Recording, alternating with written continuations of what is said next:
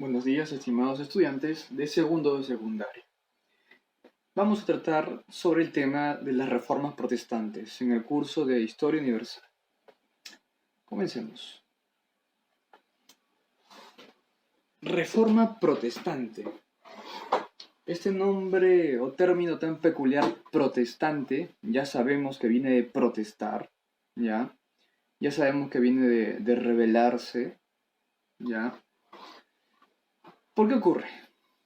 Primero, ¿dónde surge? ¿En qué momento surge? ¿Y por qué surge?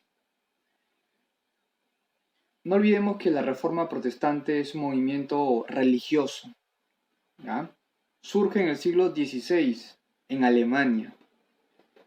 Va a estar encabezado por el ex sacerdote católico Martín Lutero, que es alemán. Vamos a ver que Martín Lutero, a pesar que era católico, se cuestionaba muchas de las costumbres católicas. Y la Iglesia Católica pasaba por una serie de problemas a nivel espiritual y a nivel moral. Es en este contexto que se da la Reforma Protestante. Muy bien, los orígenes. ¿Qué ocurre?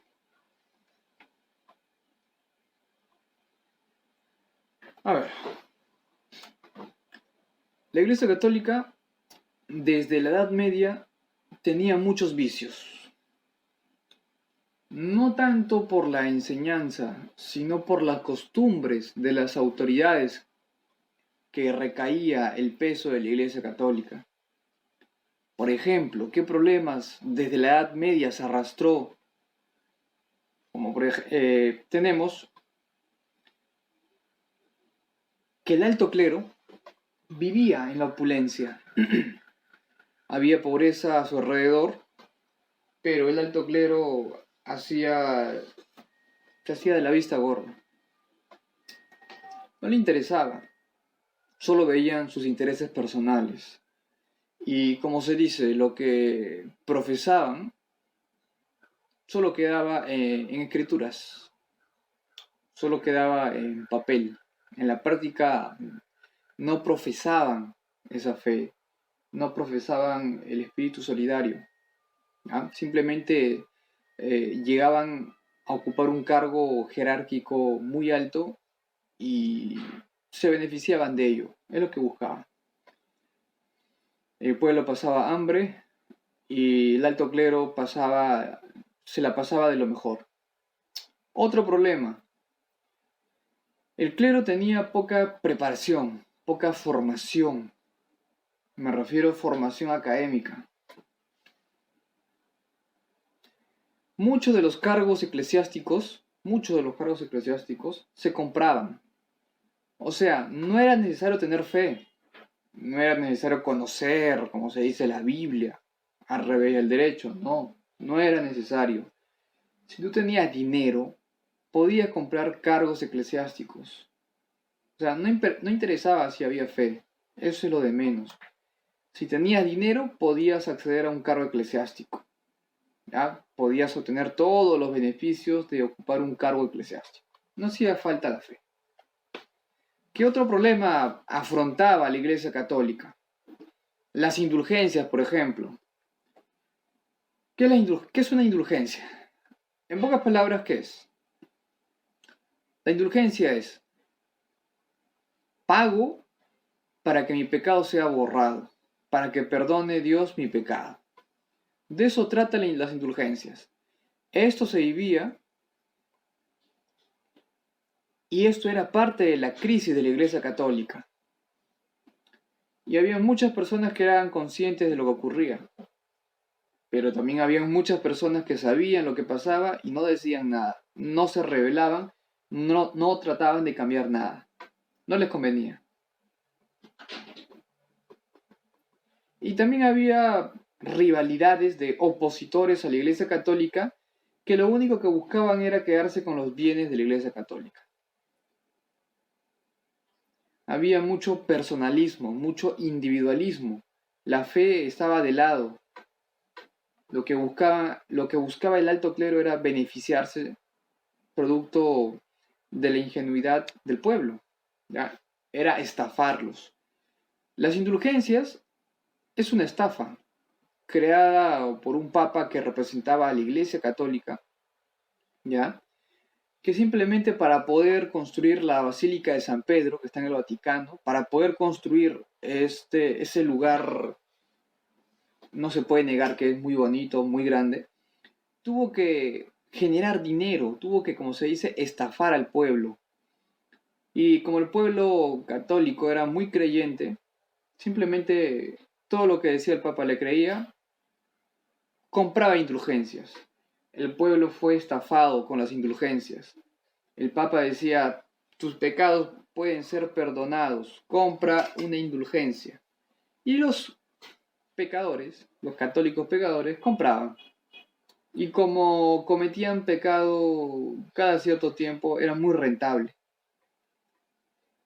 Era la forma como el Papa podía financiar la construcción de la Basílica de San Pedro, porque para construir este tipo de arquitectura que es gigantesca hace falta mucho dinero y la Iglesia Católica no estaba pasando por un muy buen momento. Todos estos problemas pasaba a la Iglesia Católica, o sea, no le iba bien, le iba mal. Había mucha crítica a las costumbres católicas. Habían personas que rechazaban las costumbres católicas. Es en este contexto que aparece un sacerdote católico llamado Martín Lutero, de origen alemán. ¿Qué ocurre con este sacerdote llamado Martín Lutero? Él se da cuenta de los problemas que pasaba la Iglesia Católica. Él se da cuenta de las falencias de la Iglesia Católica. Él se da cuenta que las costumbres católicas no están llevando por un buen camino a los creyentes. Y por lo tanto decide rebelarse. Decide rebelarse contra las costumbres que imponen el Papa y el alto clero. Sobre todo, Lutero rechaza las indulgencias. Lutero va a denunciar las indulgencias. Va a hablar directamente con el pueblo. Le va a decir que las indulgencias es una estafa. Lo único que busca una indulgencia es robarte tu dinero. Eso es lo único que busca. Y si tú quieres desperdiciar tu dinero, hazlo. Pero no te dejes engañar. Es en este contexto que Martín Lutero, ¿ya? Lo que va a hacer es, en unas hojas, en unos pergaminos, va a escribir lo que conocemos como las 95 tesis. Una vez que termina de escribir sus 95 tesis, va a la iglesia del castillo de Wittenberg, va a esa iglesia, lleva un martillo, lleva un clavo y lleva las 95 tesis, y en la puerta de esta iglesia comienza a martillar las 95 tesis, lo pega ahí, lo clava. Estas 95 tesis es una crítica a las costumbres católicas, es una denuncia contra la indulgencia. Y de hecho que la Iglesia Católica se va a enterar el mismo día de lo que estaba haciendo su sacerdote y católico encima. ¿Qué es lo que buscaba Lutero con estas 95 tesis? Buscaba que el pueblo lo escuche, buscaba que el pueblo se dé cuenta de cómo el Papa los engañaba, los estafaba. Eso es lo que buscaba un cambio.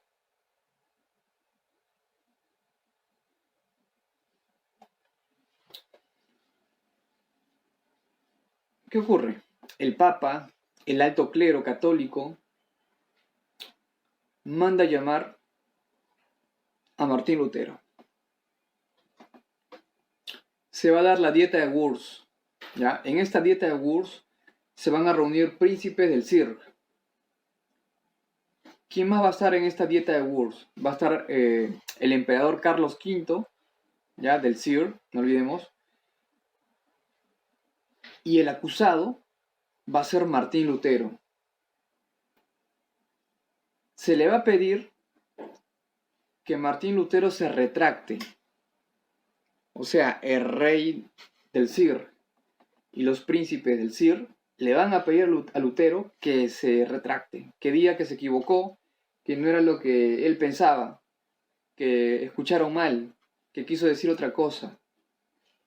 A eso lo obligaron, pero Martín Lutero no se retractó, ¿ya? Como no se retractó, le impusieron un castigo a Lutero. ¿Cuál fue el castigo? Que Martín Lutero debía abandonar el CIR, el imperio, ¿ya? Ese era el castigo. Pero Lutero tenía un amigo. Uno de los amigos de Lutero era un príncipe, ¿ya? ¿Quién era? Federico III. Era un elector. Era el elector de Sajonia. ¿Qué significa ser elector de Sajonia? Significa que para poder elegir a un emperador se necesita la aprobación y el voto de los electores, ¿ya? Entre todos los electores van a votar. Son un promedio de 7. Y uno de esos electores que elegía al emperador era Federico III. Y resulta que era amigo de Lutero. Es por eso que Federico III le pide como favor a los príncipes del CIR y al mismo emperador de que lo envíe a Lutero al castillo de Warburgo. En vez que lo expulse del CIR, le pide como favor que lo envíe, que lo exilie al castillo de Warburgo, ¿ya? En ese castillo Lutero va a vivir aproximadamente 2 años, ¿ya? Va a estar encerrado en ese castillo, pero no va a ser expulsado. En estos 2 años de encierro de Lutero en el castillo, Lutero va a dedicar su tiempo a traducir la Biblia al alemán. Va a tener mucho tiempo para reflexionar Lutero en este castillo.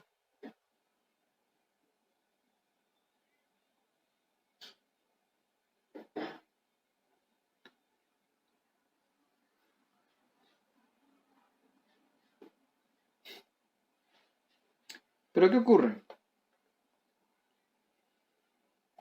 Así como, como el rey Carlos V, como favor que le pidió Federico III que no lo expulsara del CIR, Carlos V va a pedir ayuda, le va a pedir auxilio a los príncipes protestantes, ¿ya? ¿Por qué? Porque se acercaba la amenaza turca. Los turcos amenazaban Austria, y Austria es uno de los países aliados de Carlos V. Entonces, para evitar su invasión, le pide ayuda a los príncipes protestantes. Pero los príncipes protestantes le van a pedir algo a cambio a Carlos V. ¿Cuál va a ser ese favor que le van a pedir? Que deje sin efecto el edicto de Wurz, ¿ya? Que deje sin efecto el edicto de Wurz. ¿Qué significa? Que los protestantes van a profesar su religión sin ser perseguidos en el territorio del CIR. Y a cambio, los príncipes protestantes van a apoyar a Carlos V contra los turcos. Si el emperador Carlos V aceptaba, los príncipes lo apoyaban. ¿Y cuál fue el resultado? Los príncipes lo apoyaron porque Carlos V derogó el edicto de Wurz. Y en reemplazo del edicto de Wurz crea la paz de Nuremberg, en el cual tú puedes profesar la religión que se te antoje. La religión que más te guste lo puedes profesar y no tener miedo de que el emperador te va a perseguir o encarcelar. Ese fue el acuerdo. Yo te apoyo con mis soldados, pero tú a cambio me permites la libertad de credo. Y llegaron a un acuerdo. Vamos a ver en este mapa de colores, ¿ya? Donde vemos el color amarillo, naranja, rosado, el blanco, el morado y verde, que representa las religiones que existían en Europa.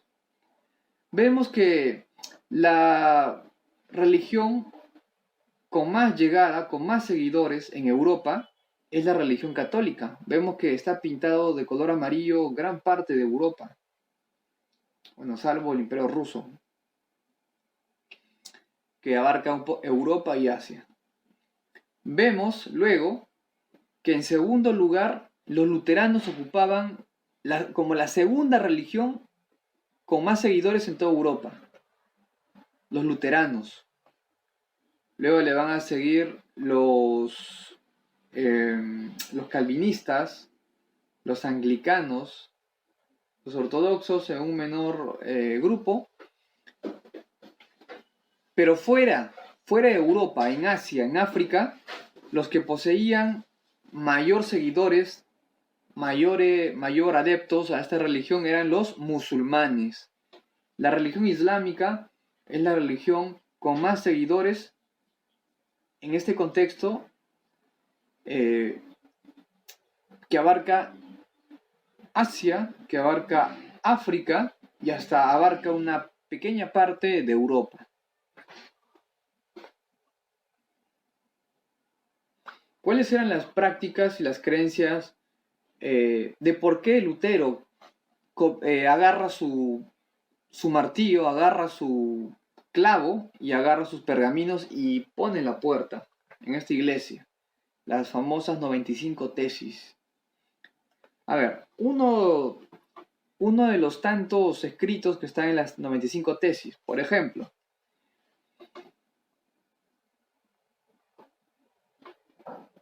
¿Qué es lo que rechazaba Lutero? 1. Que las monarquías se fortalezcan. ¿Ya? 2. Buscaba que la comunicación con Dios sea directa. O sea, para Martín Lutero es tan mal, es pésimo que tú vayas a una iglesia y le reces a unas estatuas de yeso o de mármol o del material que tú desees. Para Lutero es algo errado que tienen los católicos. Por eso Lutero rechaza a los católicos, las costumbres católicas. Lutero cree que si tú quieres hablar con Dios, lo puedes hacer directamente. No hace falta rezarle a una estatua inerte de yeso. Eso rechazaba Lutero. Otra crítica de Lutero, que los miembros de la iglesia son mundanos. Supuestamente tienen nexo con Dios o son las personas en la tierra con mayor cercanía a lo divino, o sea, a Dios, pero son mundanos. Lo único que busca el alto clero es hacerse rico a costa de sus seguidores, a costa de la fe, de la incredulidad de los seguidores católicos. Y eso criticaba Lutero. Por lo tanto, se va a crear la reforma luterana y va a tener principios muy fuertes. ¿Qué es lo que va a decir Lutero con la reforma luterana? O sea, un conjunto de costumbres y de ideales que le van a hacer frente a las costumbres católicas, que son costumbres mundanas, que son costumbres falto de fe, que son costumbres que no le hacen bien al pueblo. Por ejemplo, ¿qué dice Lutero? Dice, las personas se salvan por la fe y no por las buenas obras. Si tú quieres salvarte, claro, tienes que comportarte de acuerdo. Hay normas, hay reglas. Pero si tú te quieres salvar, tienes que hacerlo por tu fe. Es la única forma para salvarse. La salvación de la persona radica en su fe. ¿Qué más dice Lutero? Él va a defender el sacerdocio universal. Para Lutero el Papa no es la máxima autoridad. Para Lutero el Papa es una persona más. ¿Ah? Para Lutero el Papa no tiene, como se dice, contacto con lo divino. Por eso Lutero rechaza la autoridad del Papa católico. No lo acepta como máxima autoridad. ¿Qué más nos dice Lutero? Nos dice, la única fuente de verdad es la Biblia. Y es falso, según el punto de vista de Lutero, según lo que él piensa.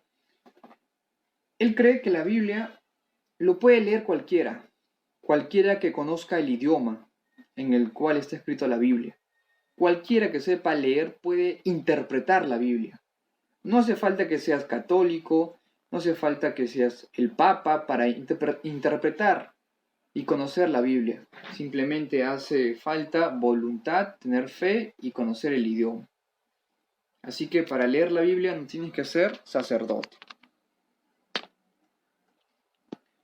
¿Qué más? Para Lutero los sacramentos debían reducirse solo en dos, ¿ya? No en 7, en dos. Solo el bautismo y la Eucaristía era lo único que mantenía en contacto con Dios. Y para Lutero está mal que adoren a la Virgen o que le rindan culto a la Virgen y a los santos. Eso está mal. Si quieres, como se dice, conversar con Dios, hazlo directamente. No busques intermediarios. Aquí vamos a ver a los reformadores protestantes.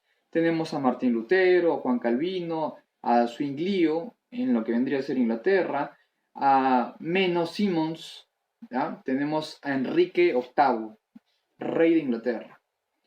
Por otro lado tenemos a otro protestante.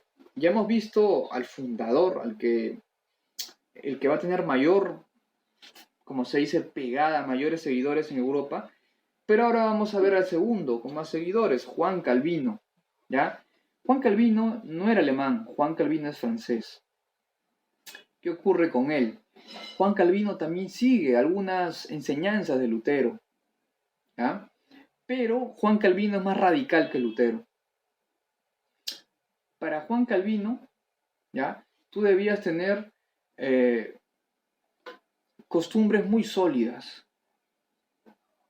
Tú tenías que tener las cosas muy claras. Y para Juan Calvino la salvación no es por las buenas obras, sino que tú ya estás predispuesto.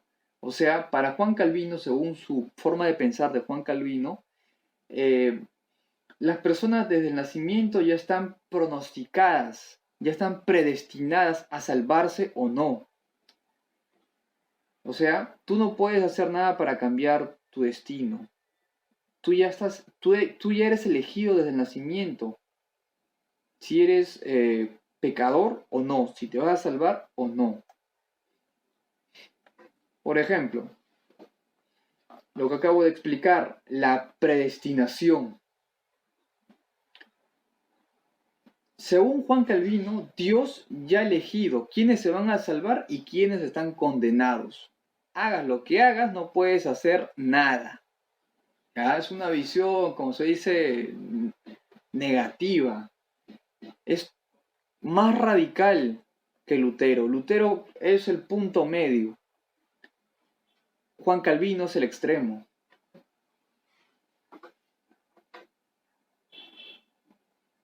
Para Juan Calvino, Dios ya eligió a los que se van a salvar. Ya se sabe ya desde el nacimiento quién se va a salvar. No puedes hacer nada. Así tengas buenas obras, ayudas al prójimo, igual ya no puedes hacer nada.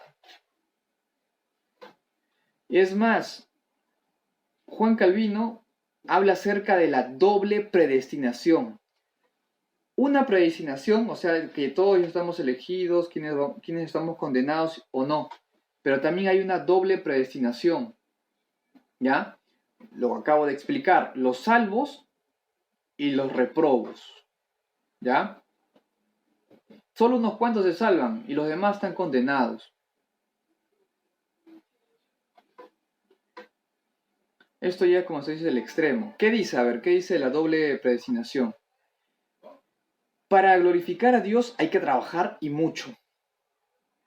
¿Qué significa esto? Que tú debes ser próspero. Toda persona que trabaja debe acumular cierta riqueza. ¿Ya? A esto le va a llamar santo experimento. La persona con cierto estatus económico va a agradar a Dios. Pero si eres pobre y no trabajas, no le vas a agradar. ¿Ya? Esta influencia de Calvinos, esta forma de pensar va a llegar a varios países, ya sea Estados Unidos, Holanda, Inglaterra. Por último, tenemos al anglicanismo. Lo que acabo de mencionar respecto a Juan Calvino es solo unos pequeños puntos del pensamiento de Calvino. Hay mucho más, pero el tema se alargaría mucho. ¿Ya? Pero son algunos puntos nada más de Calvino. Aparece un tercer movimiento protestante, que es el anglicanismo. Ya sabemos que lo va a fundar el rey Enrique VIII, rey de Inglaterra, ¿ya? Pero él lo hace no porque cree, esa es mentira. Enrique VIII no cree cuando se crea este movimiento protestante, no cree, él solo lo hace por conveniencia. Resulta que en Inglaterra la religión católica tenía cierta influencia, tenía construcciones en Inglaterra. Lo que quería el rey de Inglaterra, Enrique VIII, era quitarle todo el poder a la Iglesia Católica en su país, ¿ya? Es por eso que Enrique VIII le da la contra al Papa, ¿ya? ¿Cuál es la excusa? ¿Cuál es como se dice, la jugada para poder engañar y que lo excomulguen? Resulta que Enrique VIII se quería divorciar, ¿ya? De Catalina Aragón, que era su esposa, que era española. Pero se quería casar con Ana Bolena. Y no se podía, pues según las costumbres católicas, si te casas por religioso ya no puedes divorciarte. Pero él quería a la fuerza divorciarse. Él sabía que el Papa Católico nunca iba a aceptar este divorcio. Pero a pesar de eso, él insistió.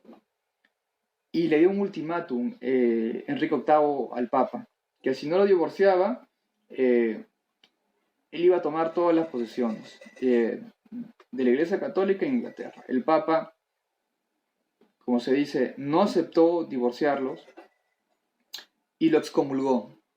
Enrique VIII aprovechó esa excomunión como pretexto para apoderarse de todos los bienes católicos en Inglaterra. Y eso fue lo que hizo, pues.